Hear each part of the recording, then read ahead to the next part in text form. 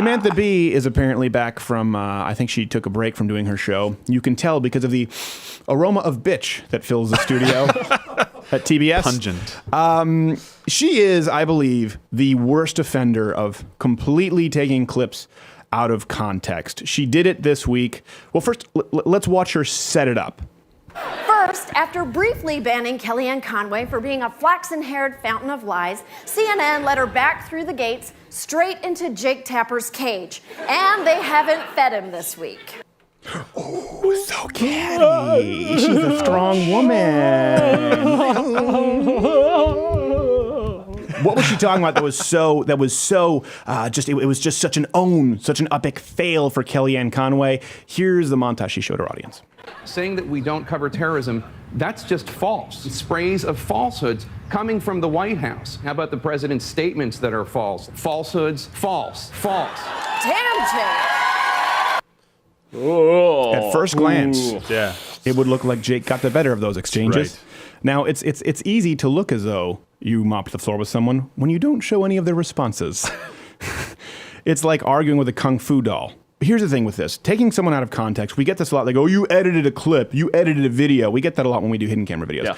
All videos are edited. All clips are edited, okay? By its very definition, if you have 19 hours of raw footage and you have a 10-minute video, that's selectively editing. So I don't want to claim that here. Here's what's important. Editing out of context means you're making something look to be an event that it wasn't. Maybe even making it look to be the opposite. So Samantha Bee does this, and she's not really making comedic points. She's using it to make political points. Look at her sources on the show. It's almost always Salon, Vox, Daily Kos, Huffington Post. So you know where she's coming from. No context was provided. Here is how Kellyanne Conway answered those. You didn't even see the questions. You just saw accusations of false, but you tell me if it looks like an owned. What the president is saying there, Jake, is that there are other attacks that don't get as much coverage. Obviously, the very sad incidents that you related where, frankly, CNN did amazing coverage. Well, I did this past week, and I regretted it tremendously because I used the wrong word to describe something several times. And I'm sorry because I've spoken literally millions of words on TV, I'm sure. I'm handed the information, I think you referred to it as well, that we have had an increase from 2014 to 2015. Yeah, I said that. In rapes and murders and assaults. I'm probably looking at the same data you are.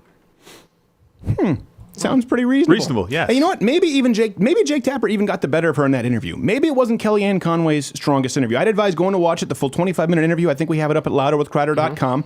But it certainly wasn't an owning. An owning, no. Smackdown. And one could say that's an isolated incident, but in the very same show, I would argue, taking out of context. Minutes later, Samantha Bee presented the debate between Senator Ted Cruz and Senator Bernie Sanders as going down like this. I disagree with Ted, who wants to give incredible tax breaks to millionaires and billionaires. When my dad went to Texas in 1957, when he was 18, he couldn't speak English. Incredible tax breaks to the top 1%. Okay. And Bernie's solution, I'm reminded of an old Saturday Night Live skit with Christopher Walken, where they're playing in a band and he keeps ringing the cowbell. Now, that being said, Ted Cruz didn't make that joke sound incredibly serious. He did. It was very poor delivery. I'll give him that. Now, why did the chicken cross the road? Vote for me. So I'll give her that. But here's the thing. They tried to make it seem as though Bernie was substantive. That's probably the one time Bernie ever referenced numbers, right? It was the top 1%. Yeah, it's not really a fact as much as just a figure. And they try to make it sound like Ted Cruz was nonsensical and just going off on tangents as though it wasn't clearly Bernie Sanders looking like someone trying to escape the old folks' home. Or just wandered in playing Pokemon Go. He didn't make it out, by the way. No. He's still there. No. Where's Jigglypuff? Hashtag pray for Bernie. Hashtag pray for Bernie. So this is important to note because even impartial observers said, you know what, this was not a good showing for Bernie, which shows you that Samantha Bee can't even be honest in her assessment. We genuinely try to be honest here, at least object. And I know we all have inherent biases.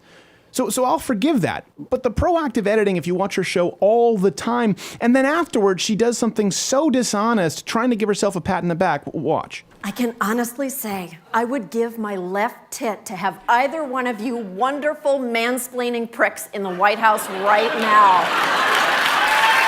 Right, and everyone cheers. This is why Donald Trump should not apologize. This is why conservatives out there should not apologize.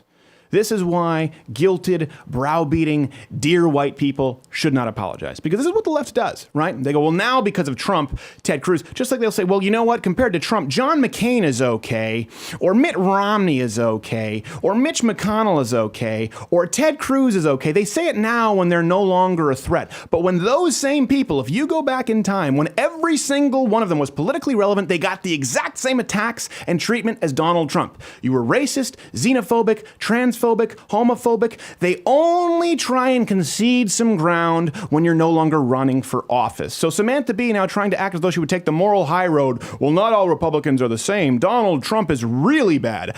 I could have been okay with Ted Cruz. Well, here's what she actually had to say about Ted Cruz. Who is Ted Cruz, and why is he so hated? And how come he always looks like he's covered in a glistening layer of slime, even though we know that can't possibly be true? Does Ted believe in dominionism? I hope not. It certainly contradicts that book he memorized in high school while no one was having sex with him. Even God cannot stand to have a direct conversation with Ted Cruz. By the way, after that, she volunteered her time for an anti-bullying campaign. It wouldn't be so hard to swallow if you knew they didn't just turn around and, I can't believe that our president said p***. God literally hates Ted Cruz. You said a naughty word. And this is something this is what we streamed. You were both there. You were both there. Yeah, absolutely. I was mostly there, and not after the fifth beer. We live streamed the entire debate. The entire debate. And we encourage people to watch we did it with every single presidential debate and primary debate. And we left it all up. We didn't just cut the highlight reel for you. And you know what that means? Is we can't hide in the kind of dishonesty that the left does. No.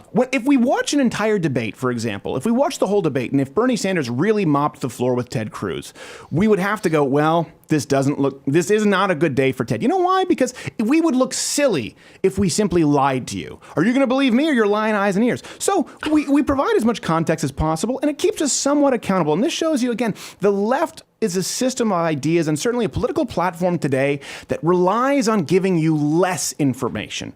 It relies on keeping you in the dark. It relies on not informing you as to how economics work, on not informing you as to how taxes are procured. It relies on not informing you as to how expensive healthcare is. It relies on less information, whereas the Big Tent, I don't even say conservatism, but conservatism, libertarianism, whatever Dave Rubin ism, actually requires more information and that you keep us accountable.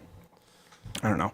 Maybe it's just me. Hey, if you like this video, subscribe by clicking the button that says subscribe. If you're not aware of it now, there's no way you're learning the internet at this point. I'm not going to help you. But this was clipped from my daily show, available exclusively to louderwithcrowder.com/mugclub members. If you're a student, military, or veteran, enter in that promo code. It's less than $6 a month, and you get daily content. No more clips, plus this hand-etched mug. Oh, when I feel it, I got a chill like on the inside.